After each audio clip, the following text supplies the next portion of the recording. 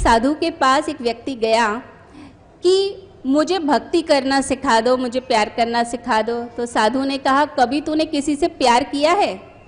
तो उसने कहा कि नहीं, मैंने तो किसी से प्यार नहीं किया, मैं इस चक्कर में पड़ता ही नहीं हूँ।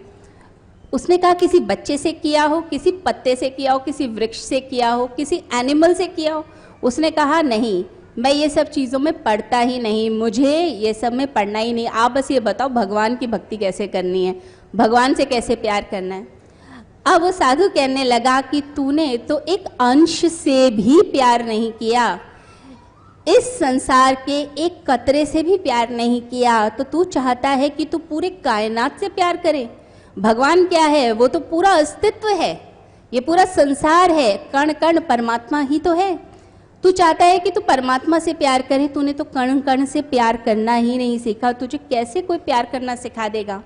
तो कहते हैं कि जब वह साधु उसे समझा रहे थे तो उसके बाद वो उठे और खुद प्रार्थना करने चले गए, क्योंकि उनकी पूजा का समय हो रहा था।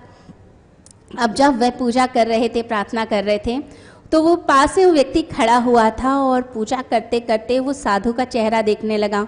अब वो साधु का वो जो चेहरा था वो इतना प्यार से भर गया, चेहरे पर इतनी मुस्कान आ गई, इतना ओज और तेज आ गया। वो उनके ओज और तेज को देखकर ही मंत्रमुग्ध हो गया और उसके अंदर लालच आने लगा कि काश मैं भी ये टेक्निक सीख लूँ, काश मुझे भी पता चल जाए, मेरी ज़िंदगी में भी खुशियाँ आ जाए, मेरी ज़िंदगी में भी आनंद आ जाए।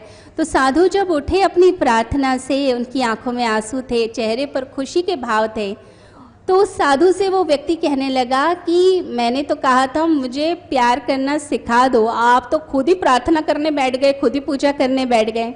तो साधु ने कहा कि प्रार्थना, भक्ति, प्रेम ये कोई किसी को नहीं सिखा सकता। हाँ, ये हो सकता है कि तुम कोई ऐसे व्यक्ति को खोज लो जो व्यक्ति प्रेम से भरा हो, आनंद से भरा हो, कोई ऐसा गुरु जिसके अंदर आनंद का फूल खिला हो, उसके साथ रहकर शायद तुम्हारी ज़िंदगी में कुछ परिवर्तन आ जाए। नहीं तो कोई व्यक्ति किसी को नहीं सिखा सकता ये प्रेम का भाव। तो अगर आप भी चाहते हैं कुछ अपनी ज़िंदगी में बदलना, तो ऐसे गुरु के पास पहुंच जाइए जिसके अंदर से आनंद की धारा बहती है, तो उसकी शायद वाइब्रेशन से परिवर्तन आना शुरू हो जाएगा।